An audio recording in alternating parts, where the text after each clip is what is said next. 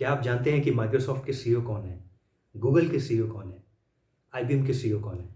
जी हाँ, आज दुनिया की बड़ी से बड़ी जो टेक कंपनीज़ हैं, उसको इंडियंस चला रहे हैं। आईबीएम हो, गूगल हो, माइक्रोसॉफ्ट हो, सैनडिस्क हो, एडोबी हो, मास्टरकार्ड, पेप्सिको, सभी बड़ी-बड़ी कंपनीज़ के जो सीईओ, जो लीडर्स हैं, वो इंडियंस हैं। इतने महान सोसाइटी, इतने महान देश, जहाँ से इतने बड़े-बड़े लोग निकल कर आते हैं, जो पूरी दुनिया को चलाते हैं, उस देश को इस तरह डेवलपिंग कंट्रीज़ की श्रेणी में नहीं होना चाहिए था। बट अनफॉर्च्यूनेटली ये एक ट्रुथ है। आज जब मैं इस वीडियो को बना रहा हूँ, आज एपीजे अब्दुल कलाम साहब की पुण्यतिथि है और आज के दिन मैं चाहूँगा कि हम सब लोग एक संकल्प लें। वो ये कि जो कलाम साहब की विज़न 2020 की उन्होंने जो एम किया था और 2 दशक पहले उन्होंने एक रोड मैप दिया था विज़न 2020 का, जिसे हम पूरा नहीं कर पाए कलेक्टिवली। क्या हम उससे सबक लेकर, उन गलतियों से सीख लेकर विज़न 2047 का एक संकल्प ले सकते हैं, जिसमें इंडिया को 2047 तक आज़ादी के जब हम 100 साल पूरे करें, तो हम ऑल राउंड एक सुपर पावर डेवलप्ड नेशन के रूप में देख पाएँ। यही एक सच्चे मायने में ट्रिब्यूट होगा उस महान आदमी को, एपीजे अब्दुल कलाम को। जब हम लोग छोटे थे, बच्चे थे, तो हम कलाम साहब की पुस्तकें पढ़ा करते थे, wings of fire, ignited minds, vision 2020, और एक रोमांच पैदा होता था हमारे भीतर कि क्या हम जब बड़े होंगे तो हम भी इंडिया को एक सुपर पावर डेवलप्ड नेशन की तरफ देख पाएँगे? जैसा कि लोग अमेरिका, यूरोप की कंट्रीज़ की बातें करते हैं, डेवलप्ड कंट्रीज़। क्या हम देख पाएँगे इंडिया को भी वैसे ही? और ये एक बहुत ही एक एक ड्रीम्स हमारे अंदर जगाता था वो चीज़। बट बहरहाल आज हम सब लोग यंग हैं और हम जानते हैं कि रियलिटी ये है कि हम विज़न 2020 को हम अचीव नहीं कर पाए। मुझे एक सौभाग्य मिला था अब्दुल कलाम साहब की ग्रिड सीरीज़ लेक्चर को सुनने का, आईआईएम अहमदाबाद में 2008 के राउंड में। Globally resurgent India through innovative transformation, एक सीरीज़ ऑफ लेक्चर्स उन्होंने वहाँ दिया था। तो तब भी प्रेस कॉन्फ्रेंसेस में ये सवाल पूछे जाते थे कि how far we are you know in that line towards vision 2020। मतलब तब तक हमें ये पता नहीं था कि हम फेल होने वाले हैं। हमें लगता था कि फर्स्ट क्वार्टर शायद थोड़ा स्लगिश हुआ है। 95, 96 आई थिंक उस अराउंड में उन्होंने ये बुक लिखा था विज़न 2020। तो हमें लगता था कि पहले 10-12 साल शायद थोड़ा धीमा है, बट हमने काफ़ी कुछ किया है और उसके बाद हम 2020 तक तो हम वहाँ पहुँच ही जाएँगे जहाँ हमें पहुँचना चाहिए। लेकिन उसके बाद हमने बहुत सारी गलतियाँ की और रियलिटी ये है कि हम विज़न 2020 से में हम सक्सेसफुल नहीं हुए हैं। तो उसके लिए हमें क्या करना पड़ेगा? जैसा मैं कह रहा हूँ कि सही सही मायने में ट्रिब्यूट ये होगा उस महान इंसान को कि हम विज़न 2047 तक हम वो उनका सपना पूरा कर पाएँ। उसके लिए हमें क्या अलग करने की ज़रूरत है? मुझे ऐसा लगता है कुछ भी अलग करने की ज़रूरत नहीं है। ऑर्गेनिक रूट से ही हम वहाँ पहुँचेंगे ही, अगर हम सिर्फ़ जो गलतियाँ करते आए हैं, उन गलतियों को ना दोहराएँ।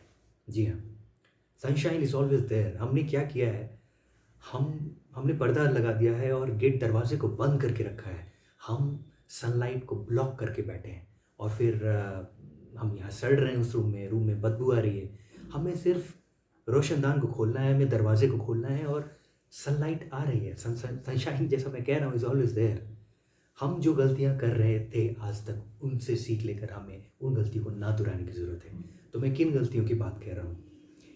3 पॉइंट्स मैं आज रखूँगा। उन 3 चीज़ों पे हमने आज अगर अमल किया, तो शायद जैसा मैं कह रहा हूँ कि हमारा वो क्रोन रखा है 2047 तक। There is nothing that can stop us. Organic route से ही प्लांट को ट्री बनना ही है। अगर आप उस प्लांट को ही ऑब्स्ट्रक्ट करके रखेंगे, तो फिर ये आपकी अपनी गलती है। तो 3 लेवल पे मैं कह रहा हूँ कि मिस्टेक्स हुए हैं। एक, इंडिविजुअल ब्रेन टैलेंट मैपिंग के लेवल पे, टैलेंट का सही यूज़ हो सके उस लेवल पे गलती हुई है, इंडिविजुअल लेवल पे, फैमिली लेवल पे, और तीसरा पॉलिसी मेकिंग गवर्नमेंट लेवल पे, पॉलिटिक्स के लेवल पे।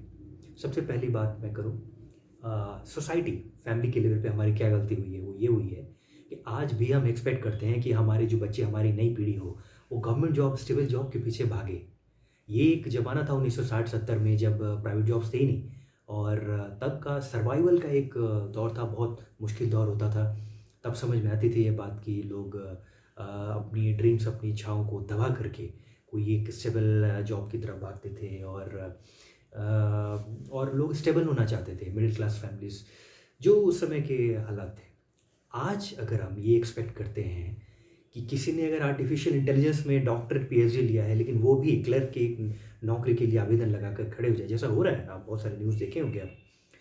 तो ये बहुत दुर्भाग्यपूर्ण है और एज ए फैमिली हमारी रिस्पॉन्सिबिलिटी बनती है कि हम अपने कमिंग जो जनरेशन है, हमारे जो छोटे बच्चे हैं, उनके ड्रीम्स को हम ना मारें और उन्हें इनोवेशन और आर&डी की तरफ हम फोकस करने की दिशा में हम प्रेरित करें उन्हें, एटलीस्ट उनके ड्रीम्स को हम ना मारें। ये हमारी कलेक्टिव ये रिस्पॉन्सिबिलिटी है। हम उन्हें ये ना कहें कि इन सब चीज़ में कुछ नहीं है, इनोवेशन ये सब में कुछ नहीं रखा है रिसर्च में, तुम एक क्लर्क की नौकरी पकड़ो और ज़िंदगी भर उसमें स्टेबल रहो।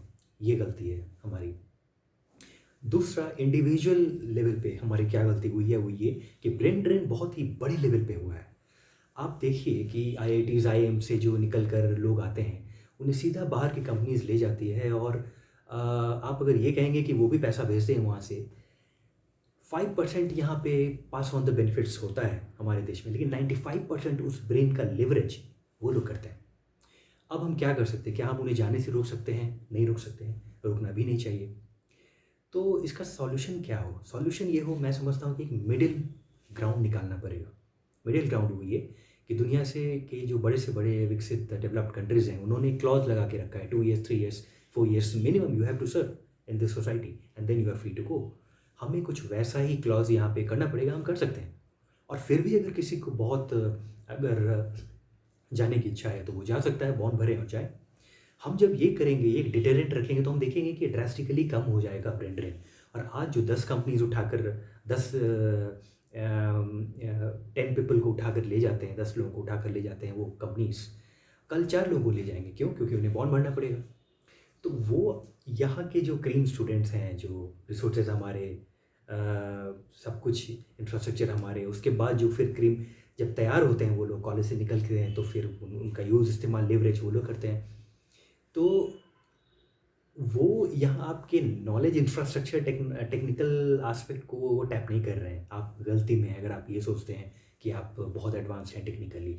आपसे 1000 गुना ज़्यादा एडवांस्ड वो हैं उनके इंफ्रास्ट्रक्चर से। वो केवल आपके ब्रेन को टैप कर रहे हैं और आपके इंथुजियाज्म, आपके पैशन, जो कि इंडियंस में सबसे ज़्यादा है, उसको वो लोग टैप कर रहे हैं। और आप अगर कहेंगे कि वो भी वहाँ से करेंसी भेजते हैं, फॉरेन करेंसी, और इंडिया का फ़ायदा होता है, निश्चित रूप से होता है। लेकिन यहाँ पे मैं कैपिटल करेंसी कैपिटल की बात नहीं कर रहा हूँ, मैं नॉलेज कैपिटल की बात कर रहा हूँ। फ्यूचर को करेंसी कैपिटल नहीं चलाएगा, नॉलेज कैपिटल चलाएगा। और वो नॉलेज कैपिटल जो है, वो पैशन और एंथुजियाज्म जो कोई निकलता है आईआईटीज़ और आईआईएम से, उसे वो लोग टैप कर लेते हैं। और 90 to 95% वहाँ उनके काम में, उनका दिमाग में यूज़ होता है। उसके बाद फिर 5 to 10% यहाँ पे उसका फ़ायदा हमें मिलता है निश्चित रूप से। तो आप इस समीकरण को देखिए कि कितना बड़ा गैप होता चला गया है। वो डेवलप्ड हैं और डेवलप्ड हो रहे हैं, दिन पर दिन कंपाउंड हो रहा है उनका, और हम उसका बेनिफिट हमें मिल रहा है थोड़ा सा। या बहुत सारे लोग हैं जो वापस आते हैं अपने वतन की याद में जब रिटायर हो जाते हैं, या फिर 10-15 साल के बाद उनकी कॉलिंग जाती है, वो आते हैं, लेकिन तब तक वो एनर्जी, इंथुजियाज्म, पैशन वो डिमिनिश हो चुका होता है काफ़ी। And when you are at your peak of youth with passion, energy, कुछ आप करना चाहते हैं, उस एनर्जी को उन्होंने टैप किया तब। तो आप देखिए कि ये इक्वेशन कैसा जा रहा है। तो अब इंडिविजुअल लेवल पे से पर्सनली लेने की ज़रूरत नहीं है। अगर मैं जाना चाहूँ, आप मुझे कैसे रोक सकते हैं? ये मेरी इच्छा, मैं दुनिया में कहीं भी जाऊँ, कमाऊँ, और मैं तो आपको पैसे भेज ही रहा हूँ, आपकी कंट्री में इकोनॉमी में कंट्रीब्यूट कर ही रहा हूँ, अपने घर वालों को पैसे भेज रहा हूँ, तो मैं आप रोक तो नहीं सकते। लेकिन इंडिविजुअल लेवल की बात नहीं है। अगर मैक्रो लेवल पे हम देखें तो हम इसे एक डिटरेंट के रूप में ज़रूर यूज़ कर सकते हैं, और उसका ब्रेन ड्रेन का जो मैसिव गैप है वो कम होगा। मैं ये कहने की कोशिश कर रहा हूँ। और शायद कुछ कुछ जगह पे ये है। मेरे एक मित्र थे, वो आर्म फोर्सेस एएफएमसी से डॉक्टर की पढ़ाई कर रहे थे, और फिर फाइनल ईयर तक उनमें ये कॉलिंग, पैशन जागे कि मैं फिल्म मेकिंग करूँ, तो उन्हें बॉन्ड भर के वो कोर्स ब्रेक करना पड़ा। तो ये, and I think it's fair, आप किसी एक की सीट के कॉस्ट पे वहाँ गए हैं, आपने कंपटीशन में आप आगे बढ़े हैं, और आप अगर ड्रॉप करना चाहते हैं किसी वजह से, तो आपको बॉन्ड भरना पड़ेगा। और आई थिंक इट्स फेयर, और वही चीज़ हमें हर फील्ड में करना पड़ेगा। और अगर हम जब ये करेंगे, जब बाहर की कंपनीज़ को हम कहेंगे कि अगर आपको फिर भी उठाकर ले जाना है तो आप पैसे भरिए और ले जाइए, तब हम देखेंगे कि वो आज 10 को ले जा रहे हैं, कल 4 को ले जाएंगे। तो ये चीज़ हमें शायद एक मिडिल ग्राउंड, मैं ये जैसा कह रहा हूँ कि है, जिससे एक विन विन सिचुएशन हो सकता है, और लॉन्ग टर्म में इस ब्रेन ड्रेन जो है इसको हम रिवर्स करने की दिशा में हम आगे बढ़ें तो हमारा बहुत फ़ायदा हो सकता है। और दुनिया के सभी डेवलप कंट्रीज़ में ये प्रावधान हैं। ये है अलग अलग तरीके से कि you have to give 2 years 3 years 4 years for the R&D। और ये R&D और रिसर्च इनोवेशन यहाँ हुआ ही नहीं है। अभी कुछ साल पहले शायद नारायण मूर्ति या रतन टाटा जी किसी ने कहा था, मुझे याद नहीं, कि nothing earth shaking ground breaking has happened here in last 60 years. उस पर काफ़ी विवाद हुआ था। लेकिन एक तरह से अगर आप देखें तो हमारे यहाँ भी ऐसे ऐसे बड़े बड़े ग्राउंड ब्रेकिंग चीज़ हो सकती थी। क्यों? क्योंकि टैलेंट तो जो सबसे ज़रूरी चीज़ है, नॉलेज कैपिटल जो मैं कह रहा हूँ, ब्रेन टैलेंट वो तो है। अगर नहीं होते तो यहाँ के लोग क्यों CEO बनते? आज Google, Microsoft, IBM, SanDisk, Adobe, master card, PepsiCo, सभी कॉग्निजेंट बड़ी बड़ी कंपनीज में तो इंडियंस हैं। इसका मतलब ब्रेन तो है, टैलेंट तो है, नॉलेज कैपिटल है, और वर्ल्ड में सबसे ज़्यादा यही है। लेकिन फिर भी अगर हम पीछे हैं तो उसका कारण ये है कि वो टैलेंट यहाँ नहीं यूज़ हो रहा है, और हमने उस टैलेंट को यूज़ करके R&D इनोवेशन पे यहाँ उनके ब्रेन को हम टैप नहीं कर पाए। तो इसलिए हमें इस चीज़ पे सोचना चाहिए। ये 2 बातें मैंने कही, एक इंडिविजुअल लेवल पे जो ब्रेन ड्रेन की बात मैंने कही, एक फैमिली के थॉट प्रोसेस उसके लेवल पे, सोसाइटी के लेवल पे, कि हमें अभी ऑब्सेशन छोड़ना पड़ेगा सेटलमेंट का, और इनोवेशन और रिस्क टेकिंग इस पे प्रमोट करना पड़ेगा। ये 2 बातें मैंने कही। तीसरी बात जो सबसे ज़्यादा ज़रूरी एक तरह से है गवर्नमेंट के लेवल पे, वो ये कि हमें लोगों का ध्यान पॉलिटिक्स से हटा के और ऑन ग्राउंड डिलीवरी पे ले जाना पड़ेगा। इसका मतलब क्या है? इन अनदर वर्ड्स इसका मतलब ये है कि हमें मल्टी पार्टी सिस्टम को छोड़कर अब 2 पार्टी सिस्टम की ओर आना पड़ेगा। मैं, हो सकता है मैं ये गलत हूँ, इस मुद्दे पे मेरी ये व्यक्तिगत राय है। आपको अगर कुछ इसमें कुछ पॉइंट रखना है तो आप रख सकते हैं। लेकिन मैं समझता हूँ कि आज के वर्तमान के मौजूदा हालात में इंडिया में मल्टी पार्टी सिस्टम डेमोक्रेसी नहीं वर्क कर पा रही है। We go 1 step forward 2 step backwards, और हम आज अगर 2020 तक वहाँ नहीं पहुँच सके, उसका एक बहुत बड़ा कारण ये है। यहाँ पे डिसीजन मेकिंग बहुत ही एक ड्रैग है, और जो भी कंट्रीज डेवलप्ड हुए हैं, सुपर पावर बने हैं, वहाँ तक पहुँचे हैं, उन लोगों ने एक एक बहुत ही वार फुटिंग नोट पे काम किया है। मुझे मैंने कहीं पढ़ा था, ली कुआन येव, बहुत साल पहले मैंने पढ़ा था ये कहीं, LKW, जिन्हें सिंगापुर का मॉडर्न आर्किटेक्ट कहा जाता है, उन्होंने भी इस चीज़ को कहा था कि इंडिया के पास तो टैलेंट, रिसोर्सेज सब कुछ ब्लेस्ड है, लेकिन इंडिया बहुत मुश्किल है कि ये उस तरह से आगे बढ़े, उस रफ्तार से डेवलप कंट्रीज जैसे बढ़ते हैं। क्यों? क्योंकि यहाँ बहुत सारे फैक्टर्स पे लोग चुनाव करते हैं, और फिर वाद विवाद, डिबेट्स होते हैं, और इनका प्रीसियस टाइम इसमें ही चला जाता है उलझ के। आप देखेंगे कल तक चाय ढाबे पे ही ये बात होती थी, संख्या का खेल, आज इसकी सरकार है, कल उसकी सरकार है। आज ये बड़े बड़े ऑफिसेज में, क्रिटिकल ऑफिसेज में, जहाँ पे क्रिटिकल वर्क्स होते हैं, वहाँ पे भी आप कैफेटेरिया डिस्कशंस में देखेंगे बहुत हीटेड आर्गूमेंट्स, डिस्कशंस हो रहे हैं आजकल, पॉलिटिकल पार्टीज और आइडियोलॉजीज।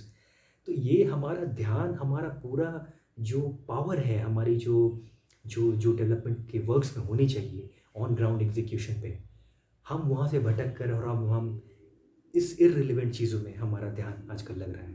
और ये बहुत ये लगता है कि ये छोटी बात है, ये छोटी बात नहीं है, ये बहुत बड़ी बात है। हमें जापान से सीख लेनी चाहिए, क्योंकि जापान ने इन सब चीज़ों में अपना एनर्जी वेस्ट नहीं किया था, और वर्ल्ड वॉर 2 में उनका सब कुछ खत्म हो गया था, लेकिन फिर भी वो राइज उन्होंने किया। और उसका एक बड़ा कारण यह है कि वहाँ पे पूरा फोकस उनका वर्क एथिक्स पे था। मेरी कलीग थी, और मैं देखता था उनको 14-15 घंटे वो काम करते थे, वो जापानीज़ थे। और उसका एक बड़ा रीज़न है कि उनका वर्क एथिक्स इनबिल्ट है, उनके बचपन से उनमें इनबिल्ट है, और किसी इसके लिए नहीं कि मुझे कोई प्रेज़ मिलेगा बॉस से, सिर्फ वर्क एथिक्स, एक पैशन। तो उन लोगों से हमें काफ़ी कुछ सीखने की ज़रूरत है। और सबसे बड़ी सीख जो हम ये ले सकते हैं कि ये हम जो इररिलेवेंट डिस्कशंस करते हैं, उनसे ध्यान हटाकर हमें केवल ऑन ग्राउंड डेवलपमेंट पे फोकस करना पड़ेगा, काम करना पड़ेगा। पॉलिटिकली उसका सिग्निफिकेंस क्या है? पॉलिटिकली उसका उसका एक मतलब ये है कि आज सेंटर में किसी एक की सरकार है, स्टेट में किसी एक दूसरे की सरकार है पार्टी की, म्यूनिसिपैलिटी की अलग सरकार है, पंचायत, पूरे साल 5 साल हम चुनाव ही करते रहते हैं, और चुनाव के डिस्कशंस ही होते रहते हैं, और फिर खींचातानी और संख्या का खेल, अरिथमेटिक, सोशल इश्यूज़, हम इन सब चीज़ में ही उलझ गए हैं। हमारा फोकस रियल इश्यूज़ पे नहीं है। अगर आप कहेंगे कि सोसाइटी में, समाज में बहुत सारे इश्यूज़ हैं जिस पे डिबेट्स ज़रूरी है, तो लड़ना ज़रूरी है, मैं आपको लड़ने से बचाने की बात ही नहीं कर रहा। मैं आपको ये कह रहा हूँ कि आप भूखमरी में क्यों लड़ रहे हैं? आप झोपड़ी में क्यों लड़ना चाहते हैं? आप महल में लड़िए। आप जब सोने की महल बनाएंगे तब आप देखेंगे कि आप उस इश्यूज़ पे लड़ ही नहीं पाएंगे, जो जिस इश्यूज़ पे आप गरीबी में एक दूसरे को मारने काटने की बातें करते हैं। तब आपकी कॉन्शियसनेस बहुत इवॉल्व हो जाएगी। आपने देखा है कि विरोधी पार्टियों के जो राजनेता लोग होते हैं वो साथ में मिल बैठकर चाय पीते हैं। क्यों? और फिर आम लोग को आप देखिए, आप उनके जो कार्यकर्ता लोग हैं वो किस कदर मरने मारने पे उतारू रहते हैं आम दिनचर्या में। तो मैं ये कह रहा हूँ कि हमें इस पॉलिटिकल ऑब्सेशन जो डिबेट्स है एक दूसरे पे, ये एक हाथ को दूसरे हाथ से लड़ाने की बात हो गई, नुकसान हमारा है। और छद्म तरीके से लेफ्ट विंग, छद्म तरीके से प्रॉक्सी वे में राइट विंग, दोनों का सिंडिकेट बनाकर जो आज प्रोपेगेंडास चलते हैं, बातें होती है, हमें लगता है कि कभी हमारा विंग आगे है, कभी ये विंग आगे है, और हमें लगता है कि अ, हमारी लहर चल रही है, हवा चल रही है। मूल रूप से हम दोनों एक ही गड्ढे में आज भी खड़े हैं और सबका नुकसान है, किसी का कोई फ़ायदा नहीं हो रहा। इसलिए मैं समझता हूँ कि सबसे बड़ा एक जो टर्निंग पॉइंट हो सकता है, जो जैसा 91 में कहते हैं ना लोग कि हम लोग तो बहुत छोटे थे, ऐसा हमने पढ़ा सुना कि 91 में एक टर्निंग पॉइंट था। तो मैं उस तरह से कह रहा हूँ कि हमें एक दूसरा टर्निंग पॉइंट लेने की ज़रूरत है, और वो ये होगा कि हम टू पार्टी सिस्टम बनाएं, एक चुनाव करें, 5 साल में एक बार चुनाव हो, उसका भूल जाएं, और केवल दो ब्लॉक्स हों। लेफ्ट एक खुलेआम ट्रांसपेरेंट वे में एक लेफ्ट का ब्लॉक हो, एक राइट का ब्लॉक हो, और फिर दोनों में फिर डिबेट्स डिस्कशंस हो, ऑपोजिशंस हो, फिर सिंथेसिस थेसिस सिंथेसिस एंटीथेसिस के बाद जो चर्निंग से सिंथेसिस निकले उससे डेवलपमेंटल वर्क्स हो। तो ये ऑब्सेशन इस पे कम होगा कि कौन है, किसी सरकार है, और फिर उसके बाद डिस्कशंस जो होंगे, डिबेट्स, वो डिलीवरी पे होंगे, इम्प्लीमेंटेशन पे होंगे, वो ज़रूरी है। अब जैसा मैं कह रहा हूँ कि अगर हम उस वार फुटिंग नोट से काम करते जाएँ जापानीज़ एटीट्यूड के साथ, तो हमें कोई रोक ही नहीं सकता, 2047 तक हम वहाँ होंगे ही।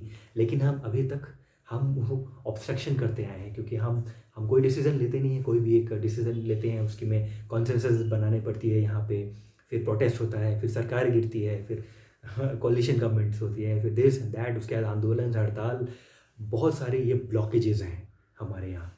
तो मैं यही कह रहा हूँ कि दुनिया के सभी बड़े से बड़े डेवलप कंट्रीज़ जो लोग वहाँ तक पहुँचे हैं, उन्होंने ये दो खुलेआम लेफ्ट और राइट का ब्लॉक्स बनाए हैं, डेमोक्रेट्स हो, रिपब्लिकन्स हो, लिबरल और कंजर्वेटिव हो। हर कंट्रीज़ ने ऐसा किया है, और वो टू पार्टी सिस्टम यूज़ करके आज वहाँ पहुँच चुके हैं। तो हमें ये सोचना पड़ेगा कि इससे हमें मिल क्या रहा है वर्तमान के मल्टी पार्टी सिस्टम से, डेमोक्रेसी से। और अगर मैं दावे के साथ लिख कर ये बात कह सकता हूँ कि आज हमने अगर टू पार्टी सिस्टम किया, और एक चुनाव और चुनाव की डिस्कशंस को आप भूल जाइए, और केवल इस पे डिस्कशंस कीजिए कि कहाँ पाइपलाइन ख़राब है, कहाँ पे बिजली की तार नहीं लगी है। ये 80% ऑफ द डिस्कशंस जो है, हमारी एनर्जी वो इन सब चीज़ों पे होनी चाहिए। अगर ये होती तो हम उस माइंडसेट से हम आगे बढ़ते, और फिर 20-25 साल में, ये वक्त बहुत है, हम पूरा टर्न अराउंड कर सकते हैं अपनी हिस्ट्री को, और 2047 तक वहाँ पहुँच सकते हैं जहाँ हमें एक्चुअली में पहुँचना चाहिए। तो लेकिन अभी तक वही है कि मल्टी पार्टी सिस्टम में है, 5 साल चुनाव है, फिर उसके बाद नारा लगाया जा रहा है, और जो ब्रिटिश राज में होता था नारा लगाना, आज भी पीछे से जिंदाबाद जिंदाबाद हम कर रहे हैं। बेवकूफ़ी है। और नेता लोग एक दूसरे को, कार्यकर्ता लोग एक दूसरे को माला पहना रहे हैं, पटाखे फोड़ रहे हैं, अपने से लड़ रहे हैं और अपनी जीत का जश्न मना रहे हैं। हम कलेक्टिवली, हम जैसा मैं कह रहा हूँ कि हम अपने एक हाथ को दो दूसरे हाथों से लड़ा रहे हैं और कुछ भी नहीं कर रहे हैं। नुकसान किसका हो रहा है? हमारा अपना हो रहा है। हम कमज़ोर होते जा रहे हैं। तो जैसा मैं देखता हूँ, थर्ड पॉइंट जैसा मैंने कहा कि पॉलिटिक्स के लेवल पे पॉलिटिक्स से ध्यान हटाना पड़ेगा, और काम ऑन जो जहाँ भी सिस्टम से जुड़ा है, किसी भी तरीके से, किसी भी रिसर्च, इनोवेशन, R&D ऑपरेशंस, किसी भी फील्ड में है, वहाँ पे वार फुटिंग नोट पे केवल काम पे फोकस हो, जापानीज एटीट्यूड के साथ। और सरकारों को चाहिए कि सभी पार्टियाँ, सभी राजनीतिक दल, संसद एक साथ आए और बैठ के ये फैसला ले कि हम टू पार्टी सिस्टम इम्प्लीमेंट कर रहे हैं, और केवल एक चुनाव हो, और फिर चुनाव नहीं हो, और वो एक बार चुनाव हो, सेंटर स्टेट एक साथ साइमल्टेनियस इलेक्शंस हो, तो शायद मैं समझता हूँ कि बहुत अच्छा रहेगा, खर्चा भी बचेगा, करोड़ों का खर्चा चुनाव में, आंदोलन में। हम ये क्या कर रहे हैं, हम बेवकूफ़ी, मुझे तो कभी कभी समझ में नहीं आता ये खर्चा। और फिर दूसरी तरफ है कि पैसा नहीं है, भूखे बच्चे सो रहे हैं, इनको पैसा नहीं है, पढ़ाने का पैसा नहीं है, बहुत सारे इश्यूज़ हैं, पॉवर्टी, हंगर, एजुकेशन नहीं है। और फिर दूसरी तरफ वो पैसा हम चुनाव में टेंट लगा रहे हैं, और फिर नारा लगा रहे हैं, पटाखे फोड़ रहे हैं। ये मेरी समझ से ये बाहर है। तो मैं ये समझता हूँ कि टू पार्टी सिस्टम बहुत बड़ा एक सॉल्यूशन होगा, और this is why I think ये 2-3 चीज़ों पे, इंडिविजुअल लेवल पे जो गलती हमने की, फैमिलीज़ के थॉट प्रोसेस के, सोशल लेवल पे जो गलती कर रहे हैं और पॉलिटिकल लेवल पे जो गलती कर रहे हैं, इन 3 चीज़ों को हम गलतियों को ना दोहराएं तो ऑर्गेनिक रूट से ही हम, फ्यूचर इज़ आवर्स, और हम 2047 तक हम वहाँ पहुँचेंगे और we shall overcome, we will win. और this will be the best tribute to the great soul APJ Abdul Kalam. और मैं समझता हूँ कि 2047 तक जब हम 100 साल पूरे करें तो हम ऑल राउंड डेवलप इंडिया देख पाएँ, better India for a better world. इसलिए नहीं कि हमें सिर्फ ढिंढोरा पीटना है कि हमारा कंट्री नेशन स्टेट्स सिर्फ ज्योग्राफी, मेरा मतलब उससे ज्योग्राफिकली नहीं है। मेरा मतलब है, जैसा कलाम साहब बार बार कहा करते थे अपने सभी मंचों में, when there is harmony in the family, there is harmony in the society, when the society is better the country is better, when the country is better the world is better. तो मैं उस better world बनाने की दिशा की बात कर रहा हूँ, better India for a better world, and the best India by 2047 will mean a much better world by 2047। तो आइए ये संकल्प लें कि विजन 2020 हम फेल हुए, उन सब गलतियों को हम ना दोहराएं और 2047 तक इंडिया को एक ऑल राउंड डेवलप नेशन अपने ही जीवन काल में हम देख पाएँ।